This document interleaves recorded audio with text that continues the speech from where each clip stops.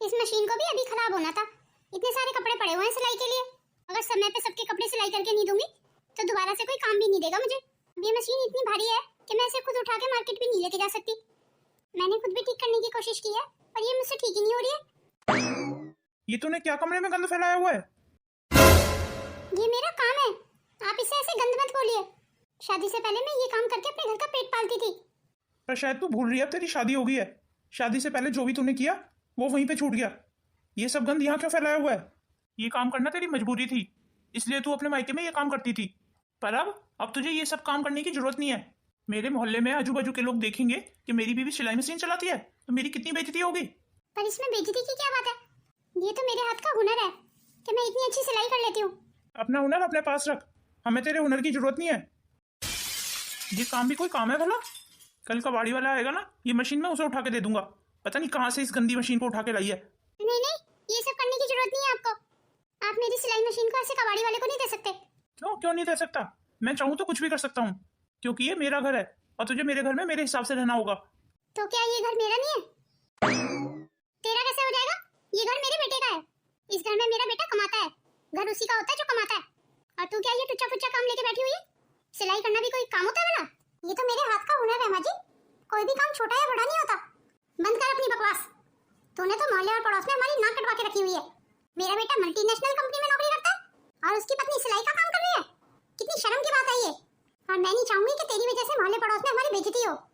अब तो सुन लिया, अब तो तसल्ली हो गई तुझे। अब अपनी इस सिलाई की दुकान को तू खुद बंद कर रही है या मैं उठा के फेंक दूं सब कुछ? नहीं नहीं, ये सब फेंकने की जरूरत नहीं है। आप एक बार ये मशीन ठीक करा दीजिए बस। जिन लोगों ने ये कपड़े मुझे दिए मैं कम से कम ये सिलाई करके तो दे दूं। उसके बाद मैं खुद उठा के रख दूंगी इस मशीन को। तभी आपको कहता था माँ, मैं रिश्ते हमेशा बराबरी वालों में ही करने चाहिए। अगर ये अच्छे घर से होती, अच्छी खासी पढ़ी लिखी भी होती और इसके पास एक दो तो डिग्रियां होती, तो आज अच्छी कंपनी में नौकरी नहीं कर रही होती, ये सिलाई का काम कर रही होती कोई। और वैसे भी आप ही कहती थी कि हमारे घर की बहुएं काम नहीं करती, घर से बाहर नहीं निकलती। तो सही कह रहा है, मेरी किस्मत फूट गई थी, मत मारी गई थी जो मैं इसे इस घर में बहू बना के ले आई। देख संजना, तेरे मायके में मजबूरियां थी, इसीलिए तुझे वहाँ काम करना पड़ा। पर भगवान की दया से हमारे घर में ऐसी कोई मजबूरी नहीं है कि तुझे काम करना पड़े। इसलिए तू ये सिलाई फिलाई करना छोड़ दे। मेरा बेटा अच्छा खासा कमाता है, तेरी कमाई की हमें जरूरत नहीं है। पर मैं मेरा काम नहीं छोड़ सकती माँ जी। तेरी इतनी हिम्मत, मेरी माँ के सामने बहस कर रही है? लगता है ये ऐसे नहीं मानेगी। बुला इसके माँ बाप को, आज फैसला हो ही जाए। आप अभी रुको, मैं अभी इसके मायके में फोन लगाता हूँ। नहीं नहीं, मेरे मायके में फोन करने की जरूरत नहीं है। क्यों जरूरत नहीं है? तेरी माँ से तेरी शिकायत करनी पड़ेगी। पर माँ, मेरे पास तो इसकी माँ का नंबर नहीं है। मेरे पास डायरी में लिखा हुआ है इसके मायके का नंबर। चल बाहर ड्राइंग रूम में रखी हुई है वो डायरी, मैं तुझे दे देती हूँ। आज फैसला हो ही जाए। अगर इसे इस घर में रहना है ना तो सिलाई फिलाई का भूत इसे अपने सिर से उतारना होगा। और अगर नहीं तो इसकी मम्मी को बोलो कि ले जाएगी अपनी बेटी को यहाँ से। हमें ऐसी लड़की की जरूरत नहीं है। माफ कीजिए माँ जी, पर मुझे भी ऐसे घर में नहीं रहना है जहाँ मेरी ख्वाहिशों को मारा जाए। मैं आज के जमाने की लड़की हूँ माँ जी। मैं मानती हूँ मैं कम पढ़ी लिखी हूँ, पर मेरे अंदर भगवान ने हुनर दिया हुआ है।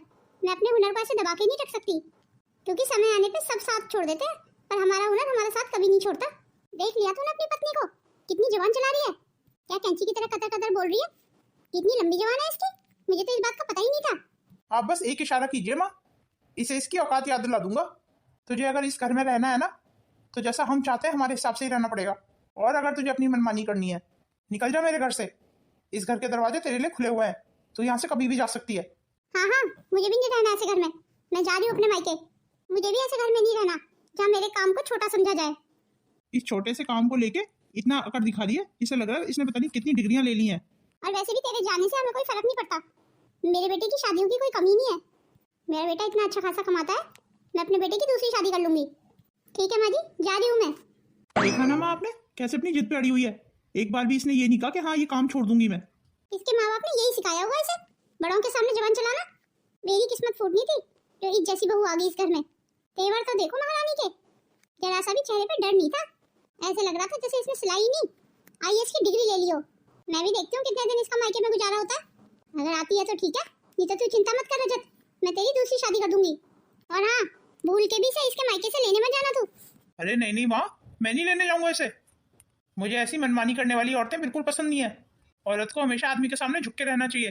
इसका इस सिलाई का भूत तो मैं उतरवा के छोड़ूंगी। और वैसे भी औरत को काम करने की क्या जरूरत है, औरत की जगह घर में ही है। अरे औरत तो पैदा ही पति के लिए होती है कि वो बस पति के घर में रहे और पति की सेवा करे और उसके घर के काम करे। अगर नौकरी पैसे औरतें करने लगी तो फिर आदमियों को कौन पूछेगा? मैं आपसे पूरी तरह से सहमत हूँ माँ। माँ। संजना, तू यहाँ अचानक से? क्या हुआ संजना बेटा, सब ठीक तो है? तू इतनी उदास सी क्यों लग रही है? आज फिर तमाजी से झगड़ा हुआ? उनसे झगड़ा तो रोज की सी बात हो गई है माँ। मैं उस घर में वापस नहीं जाऊंगी। ये तू क्या कह रही है? हाँ माँ, मैं बिल्कुल सही कह रही हूँ। मैं उस घर में वापस नहीं जाऊंगी। पर तू ऐसा क्यों बोल रही है? ऐसे नहीं बोलते संजना। शादी के बाद एक लड़की का घर उसका ससुराल ही होता है। पर माँ, उन्हें मेरी सिलाई करने से बहुत दिक्कत है। वो मुझे सिलाई नहीं करने देते हैं। वो मेरे काम को छोटा समझते हैं। ये तो कोई बात ही नहीं है बेटा। तो तू सिलाई मत कर। तुझे जरूरत क्या है सिलाई करने की? मायके में भी बेटियों के गुजारे नहीं होते बेटा। तेरी अभी 2 बहनें और हैं, उनकी भी तो शादी करनी है। अगर तू यहाँ आके रहने लगी तो उनकी शादी नहीं हो पाएगी फिर। तो क्या मैं परिस्थितियों के आगे अपना सिर झुका लूं? मुझे लगता है जैसे वो चाहते हैं ना, तू वैसे ही कर ले। पर तू अपने ससुराल वापस चली जा बेटा। मैं तुझे यहाँ नहीं रख सकती। लोग तरह तरह की बातें करेंगे। और भगवान की कृपा से तेरे ससुराल में किसी चीज की कमी थोड़ी है। तुझे जरूरत ही क्या है सिलाई फिलाई करने की? तूने अपने मायके में बहुत काम कर लिया। पर माँ, सिलाई तो मेरी पहचान है ना, वो मैं कैसे छोड़ दूँ? तुझे पता है संजना, एक औरत को ही हमेशा कुर्बानी देनी पड़ती है। और वैसे भी तेरा आदमी इतना अच्छा खासा कमाता है, तो तुझे सिलाई फिलाई करने की क्या जरूरत है? इसलिए मैं तो यही कहूंगी कि तू अपने ससुराल वापस चली जा। तो फिर यहीं आ गई? गई तो बड़े ताव में थे। 2 दिन भी नहीं रखा गया तेरी माँ से तेरे को? अरे माँ, आज तक लड़कियों की शादी के बाद अपने मायके में गुजारे हुए हैं, जो इसका हो जाता। क्यों आई है तू वापस यहाँ? यहाँ नहीं आती तो कहाँ जाती? मुझे माफ कर दीजिए। पर तेरे लिए इस घर में कोई जगह नहीं है। भगवान के लिए ऐसा मत कहिए। मैं तो तेरी बात तुझे याद दिला रहा हूँ। तू ही बोल के गई थी ना, हम नहीं आऊंगी इस घर में लौट के। मुझे बस इस बार माफ कर दीजिए। आप जैसा बोलेंगे ना, मैं बिल्कुल वैसे ही करूंगी। अगर तुझे इस घर में रहना है ना, तो हमारी शर्तों के हिसाब से रहना होगा। जैसी आपकी मर्जी माँ जी। हाँ तो फिर ठीक है। रजत, मुझे लग रहा है इसे एक मौका दे देना चाहिए। ठीक है माँ, अगर आप यही चाहती हैं तो यही सही।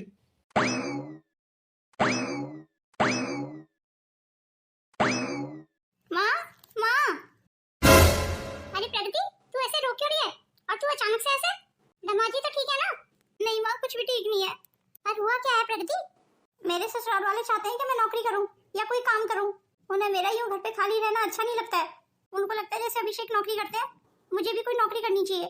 मेरी जेठानी भी नौकरी करती है ना माँ, तो अभिषेक मुझसे भी यही उम्मीद करते हैं कि मैं भी नौकरी करूं। उनको लगता है मैं घर पे रह के मुफ्त की रोटियां तोड़ रही हूँ। पर माँ, मुझे तो कोई काम आता ही नहीं है। मैं तो नौकरी भी नहीं कर सकती। पर हमने तेरी इतने अच्छे घर में शादी की है, तो वो कोई नौकरी करने के लिए थोड़ी की है। पर अभिषेक की इतनी छोटी सोच कैसे हो सकती है कि वो अपनी बीवी से काम कराने की सोचे? हाँ, लगता है हमें उनसे इस बारे में खुद बात करनी पड़ेगी। अभिषेक को लगता है कि हस्बैंड हो या वाइफ, दोनों को काम करते रहना चाहिए। पता नहीं कब क्या जरूरत पड़ जाए। उन्हें लगता है कि आज के समय में इंडिपेंडेंट होना बहुत जरूरी है। तो बिल्कुल चिंता मत कर प्रगति, इस बारे में तेरे ससुराल वालों से हम खुद बात करेंगे। अब मेरी बेटी वहाँ जाके नौकरी करेगी? हमने तेरी इतने अच्छे घर में शादी की है, वो हमने नौकरी करने के लिए थोड़ी की है। कुछ भी हो जाए माँ, देखो मैं नौकरी तो कर नहीं सकती और मैं उस घर में वापस नहीं जाऊंगी अब। हाँ बिल्कुल ठीक कह रही है तू। चल तू परेशान मत हो, अंदर आ जा तू। और वैसे भी तू हमारे ऊपर बोझ थोड़ी है, तो आराम से रह इस घर में। तो बैठ, मैं तेरे लिए चाय मंगवाती हूँ। संजना, संजना। जी माँ जी, आपने मुझे बुलाया? प्रगति आई है, उसके लिए चाय पानी का इंतजाम कर दे। जी ठीक है माँ जी, अभी ले आती हूँ। जैसे ये संजना लाइन पे आ गई ना, ऐसे ही अभिषेक भी आ जाएंगे। अगर लेके जाएंगे मेरी बहन को इज्जत से तो ठीक है, नहीं तो मेरी बहन मेरे पे बोझ नहीं है। मैं अपनी बहन को सारी जिंदगी अपने साथ ही रख लूंगा। प्रगति, अब तू अंदर आ जा, तुझे फिक्र करने की जरूरत नहीं है। अरे किसको क्या फिक्र करने की जरूरत नहीं है, जरा मैं भी तो सुनो। अरे नितिन बेटा, तू कैसे अचानक से? वो माँ, निक्की का ऑफिस यहीं शिफ्ट हो गया है, इसीलिए हम आ गए। मैंने अपनी ट्रांसफर की भी एप्लीकेशन दे दी है। एक आध दिन में मेरा भी ट्रांसफर यहीं हो जाएगा। अरे ये तो बहुत खुशी की बात है। आओ आओ, तुम दोनों अंदर आओ, बाहर क्यों खड़े हो? अरे प्रगति, तू भी यहीं है? देख लो भैया, मुझे आपके आने का पता चल गया था, इसीलिए पहले ही आ गई मैं। अरे प्रगति, या संजना को बोल दे, नितिन और निक्की भी आ गए हैं, उनके लिए भी चाय बना लेगी। जी ठीक है माँ, अभी बोल देती हूँ। तो मैं कह रहा था कि निक्की का ऑफिस यहाँ ट्रांसफर हो गया, तो क्या बहू नौकरी करने लगी है? जी माँ, निक्की को बहुत अच्छी नौकरी मिल गई है। नितिन, तुझे पता नहीं है कि हमारे घर की बहुएं नौकरी नहीं करती हैं? ओहो माँ, उससे क्या फर्क पड़ता है? निक्की का घर में रह के क्या करती पूरे दिन? इससे अच्छा है कि वो बाहर जाए, नौकरी करे। और मुझे ऐसे लगता है माँ, हर लड़की को इंडिपेंडेंट होना चाहिए। एक्सक्यूज मी मम्मी जी, वॉशरूम किस साइड है? वो बहू तो अंदर चली जा, संजना बता देगी। निक्की को नौकरी की इजाजत देके तूने बहुत बड़ी गलती कर दी।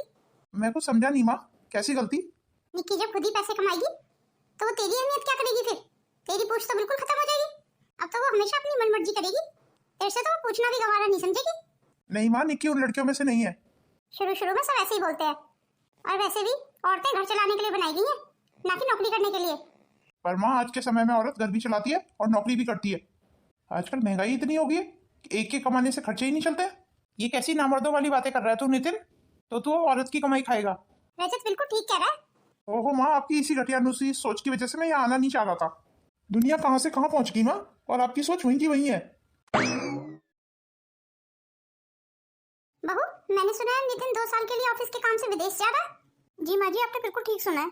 और अब वो 2 साल तक अपनी तनख्वाह भी नहीं दे पाएंगे आपको माँ जी, क्योंकि उन्हें ऑफिस के काम से रिलेटेड कोई पढ़ाई भी करनी है वहाँ, जिसकी उन्हें फीस देनी पड़ेगी वहाँ, इसलिए वो यहाँ सैलरी नहीं भेज पाएंगे अपनी। और अगर नितिन अपनी तनख्वाह नहीं दे पाएगा तो रजत की तनख्वाह से घर का गुजारा कैसे चलेगा बहू? मेरा मतलब है घर के खर्चे भी तो बढ़ गए हैं ना। ओहो माँ जी, इतनी सी बात बस, आप क्यों फिक्र कर रही हैं? जब तक नितिन आपको तनख्वाह नहीं दे पाएंगे ना माँ जी, तब तक उनकी जगह मैं दूंगी आपको तनख्वाह। नहीं नहीं बहू, हम तेरी कमाई कैसे ले सकते हैं? और वैसे भी हम तो बहू के नौकरी करने के पक्ष में ही नहीं थे कभी, और वैसे भी हमारे इतने बुरे दिन नहीं आ गए हैं कि बहू से तनख्वाह लेनी पड़े हमें अपने घर के खर्चे के लिए। आपकी जैसी मर्जी माँ जी। ऑफिस में काम बहुत बढ़ गया है। माँ कह रही थी अब नितिन अपनी तनख्वाह नहीं देगा घर में। मुझे तो अपनी तनख्वाह पे बहुत गुमान था, पर मैं तो अपने घर के खर्चे चला ही नहीं पा रहा हूँ। घर में सिर्फ 2 लोग ही तो पड़े हैं, प्रगति और निक्की। और प्रगति के खर्चे तो दिन पे दिन बढ़ते ही जा रहे हैं, उसकी तो डिमांड ही खत्म नहीं होती है। भैया कभी ये ले आना, कभी वो ले आना। मेरी आधी तनख्वाह तो मेरी बहन की डिमांड पूरी करने में ही चली जाती है। मैं तो उसको ये भी नहीं बोल सकता कि अपने खर्चे कम कर। मुझे तो अपने आप पे बड़ा गुमान था कि मैं इतना कमाता हूँ, पर घर में 2 मेंबर बढ़ने के बाद मैं उनके खर्चे पूरे नहीं कर पा रहा हूँ। जबकि निक्की तो खुद अपना कमा लेती है, वो तो खर्चा भी कुछ मांगती नहीं है, वो तो घर में ही बस खाना पीना खा रही है। वो रजत बेटा, तेरी मौसी आई थी आज, उन्हें कुछ पैसों की जरूरत है, अगर तू मदद कर देता तो। कितने पैसों की जरूरत है माँ? यही कोई 1.5 लाख रुपए की। आपने क्या बोला उन्हें? मैंने तो उन्हें भरोसा दिला दिया है कि मेरा रजत जरूर मदद करेगा। ठीक है माँ, 1.5 लाख रुपए दे दूंगा आपको। ठीक है, तो तेरी मौसी को फोन करके बता देती हूँ मैं कि वो अब और कहीं से इंतजाम ना करे, मेरा रजत मदद कर देगा उनकी। माँ को हाँ तो बोल दिया, पर मेरे बैंक में कुल ही 1.5 लाख रुपए पड़े हैं। अब सारे के सारे माँ को निकाल के देने पड़ेंगे। इसके अलावा तो मेरे पास फालतू पैसे भी नहीं है। भगवान ना करे कोई इमरजेंसी आ गई तो मैं अपना खर्चा या अपने परिवार का खर्चा फिर कैसे पूरा करूंगा? पर माँ की जबान भी तो झूठी नहीं कर सकता था ना मैं। माँ जी, आज ही अभी तक घर नहीं आए, कहाँ रह गए? कौन रजत? रजत अपनी मौसी के यहाँ गया हुआ है, वो थोड़ा लेट ही आएगा आज। अच्छा अच्छा ठीक है माँ जी। जी हम सिटी हॉस्पिटल से बोल रहे हैं। जी कहिए। नहीं, ये नहीं हो सकता। क्या हुआ वो? सब ठीक तो है? माँ जी, वो आपके बेटे हॉस्पिटल में है, उनका एक्सीडेंट हो गया। माँ जी, कुछ पैसों की जरूरत थी, इनके लिए दवाइयाँ लेके आनी है। पैसे कहाँ से लाके दूं बहू? मेरे पास तो बिल्कुल पैसे नहीं बचे। थोड़े बहुत पैसे मैंने बचा रखे थे, वो इन 1 महीने में खर्च हो गए सारे। तो फिर माँ जी इनकी दवाइयाँ कैसे आएंगी? वैसे भी आपको तो पता ही है माँ जी, ये तो भी 6-7 महीने से पहले ऑफिस भी नहीं जा सकते। अभी 3 महीने बाद तो इनके पैरों का प्लास्टर ही खुलेगा, उसके बाद फिर चलने फिरने लायक होंगे ये। वही तो मुझे समझ नहीं आ रहा है बहू, ये 6 महीने कैसे कटेंगे? माँ जी, अगर आपको बुरा ना लगे तो आप मेरी तनख्वाह ले सकती हैं। वैसे भी तनख्वाह आपका बेटा दे या मैं दूं, क्या फर्क पड़ता है माँ जी? नहीं नहीं, हम तुम्हारी तनख्वाह कैसे ले सकते हैं? आखिर तुम इस घर की बहू हो। शायद निक्की सही कह रही है, अभी हमें पैसों की सख्त जरूरत है, नहीं तो हमारा रिजल्ट ठीक कैसे होगा? तो फिर मैं अभी लेके आती हूँ अपनी तनख्वाह माँ जी। भगवान हमें उन्हीं चीजों के सामने झुका देता है जिनके हम सख्त खिलाफ होते हैं। आप परेशान मत होइए माँ जी, सब ठीक हो जाएगा। माँ, वो मैं पिज्जा ऑर्डर कर रही थी, कुछ पैसे मिल जाएंगे? ये तो कैसी बातें कर रही है प्रगति, घर में अभी इतनी तंगी चल रही है पैसों की, आज तुझे पिज्जा खाने की पड़ी हुई है? ओह माँ, पिज्जा तो 1000 रुपए का ही आएगा ना, और भैया तो मल्टीनेशनल कंपनी में नौकरी करते हैं। मुझे तो लग रहा था कि भैया ने बहुत सेविंग कर रखी होगी, पर भैया तो 1 महीना भी घर का खर्चा नहीं चला पाए। फिर ऐसी मल्टीनेशनल कंपनी में जॉब करने का क्या फायदा? ये प्रगति का दिमाग खराब हो गया है, देख ही नहीं रही है, अपने खर्चों पे लगाम ही नहीं लगा रही है। इसमें प्रगति की कोई गलती नहीं है माँ, सारी गलती मेरी है। मुझे ही अपनी नौकरी पे बहुत गुमान था कि मैं बहुत कमाता हूँ। प्रगति ने तो हमें सिर्फ सच्चाई का आईना दिखाया है। ठीक है माँ, फिर मैं निक्की से पैसे लेके दवाई ले आती हूँ। आप परेशान मत हो माँ, सब ठीक हो जाएगा। मुझे पता है, जब तू ऑफिस जाने लगेगा तब सब ठीक हो जाएगा, पर तब तक क्या? तब तक हमारे घर का खर्चा कैसे चलेगा? निक्की की तनख्वाह से क्या घर का खर्चा चल पाएगा? अब हमारे पास कोई चारा भी दिया ना माँ, निक्की की तनख्वाह से ही खर्चा चलाना पड़ेगा। तो बिल्कुल ठीक कह रहा है बेटा, आप परेशान मत होइए माँ जी, सब ठीक हो जाएगा। अरे बहू, परेशान कैसे ना हो, बिजली का बिल देना है, राशन आना है घर का, इतने सारे खर्चे हैं, मैं कैसे मैनेज करूंगी? आखिर निक्की की एक तनख्वाह से क्या क्या होगा? वो तो अच्छा है निक्की अभी अपनी तनख्वाह दे रही है, अगर उसने अपनी तनख्वाह देने से मना कर दिया तो तब हमारा क्या होगा? नहीं नहीं माँ जी, मुझे नहीं लगता निकी मना करेगी। तुम बिल्कुल चिंता मत करो नितिन, मैं पैसे भेज दूंगी। नितिन का फोन था बहू, क्या कह रहा था नितिन? वो ठीक तो है? जी माँ जी, वो बिल्कुल ठीक है। उन्हें कुछ पैसों की जरूरत थी, मैं सोच रही थी इस महीने की तनख्वाह मैं उन्हें भेज देती हूँ। ये तो क्या कह रही है बहू? अगर तू इस महीने की तनख्वाह नितिन को भेज देगी तो हमारे घर का खर्चा कैसे चलेगा? माँ जी, नितिन मेरे पति हैं और विदेश में है, उनको इस समय पैसे की बहुत जरूरत है। उन्होंने पहली बार मुझसे कोई मदद मांगी है तो मैं कैसे ना करूं? पर बहू रजत तो इस समय बेड पे है, अगर तू पैसे नहीं देगी तो उसकी दवाइयाँ कैसे आएंगी? माँ जी, भैया मेरी जिम्मेदारी नहीं है, मैंने भैया का ठेका नहीं लिया हुआ है। भैया की मदद उनकी पत्नी करेंगी, वो क्या करती है पूरे दिन? मेरे पति विदेश में है, मुझे उनकी मदद करनी है पहले। हाँ माँ जी, आप भी कमाल करती हो, पहले तो आपको मेरी तनख्वाह चाहिए ही नहीं थी और अब तो आप मेरी तनख्वाह के पीछे पड़ गई हैं। आप तो मेरी तनख्वाह ले लेती हैं, पर मैं कितनी परेशान हो जाती हूँ एक एक पैसे के लिए। पहले तो आप बहुओं की नौकरी करने के खिलाफ थी माँ जी, और अब आप ये चाहती हैं कि मैं एक दिन की भी छुट्टी ना करूँ। वाह माँ जी, क्या डबल स्टैंडर्ड है आपके। माफ करना माँ जी, आज के बाद मैं अपनी तनख्वाह नहीं दूंगी। आपने क्या बुरे वक्त के लिए पैसे बिल्कुल सेव नहीं कर रखे माँ जी? मैं ही कहाँ से करूँ इतना? ये निक्की को क्या हो गया? ये ऐसी क्यों बात कर रही थी मेरे से? हो सकता है ना माँ जी कोई ऑफिस की परेशानी रही हो। मैं अभी निक्की से बात करके आती हूँ माँ जी, आप परेशान मत हो। अरे शारदा, कैसी है? रज्जो दीदी, आप इतने दिनों के बाद यहाँ कैसे? मुझे संजना बहू से काम था, इसीलिए आई थी मैं। संजना से भला आपको क्या काम था? भाई एक बात तो है शारदा, तेरी बड़ी बहू कपड़े बहुत अच्छे सिलती है। उसी सिलसिले में मैं आई थी, मैंने सोचा मेरी बड़ी बेटी सरस्वती की शादी के सारे कपड़े तेरी बड़ी बहू सिले। नहीं दीदी, मेरी बड़ी बहू कैसे कपड़े सिल सकती है? हमने तो उसकी सिलाई कढ़ाई बंद करा दी ना। अच्छा तो चल ठीक है, फिर मैं कहीं और से सिलवा लूंगी। एक मिनट दीदी, कोई बात नहीं है, मेरी बहू आपकी बेटी के कपड़े सिल देगी। अरे तो बहुत खुशी की बात है। क्यों बहू, तू सरस्वती की शादी के कपड़े सिल देगी ना? माँ जी, मैं कैसे कपड़े सिल सकती हूँ, मेरी तो सिलाई मशीन ही खराब पड़ी है। तू चिंता मत कर बहू, मैं तेरी सिलाई मशीन ठीक करा दूंगी। पर माँ जी, अगर इन्होंने सुना तो बहुत गुस्सा होंगे फिर। तू रजत की फिक्र मत कर, रजत को मैं समझा लूंगी। अरे रहने दे शारदा, अगर बहू का मन नहीं है तो मैं कहीं से और से सिलवा लूंगी। नहीं रजो दीदी, अब आप हमारे दरवाजे पे आई हैं तो मैं ऐसे आपको खाली तो नहीं जाने दूंगी। मान जा बहू, मान जा, रजो दीदी की बेटी के कपड़े सिल दे। अरे बहू मान जा, बदले में अच्छे खासे पैसे दूंगी मैं तुझे। पर माँ जी, सिलाई कढ़ाई तो छोटा काम है ना, ये मैं कैसे कर सकती हूँ? अरे बहू, कोई काम छोटा और बड़ा नहीं होता। और तू ये क्यों बोल रही है कि रजो दीदी अच्छे खासे पैसे देंगी, और इस समय हमें पैसे की कितनी जरूरत है? यही बात अपने बेटे के मुंह से भी बुलवा दीजिए माँ जी। अब तो ये समझा बहू को, मेरी तो सुन नहीं रही है।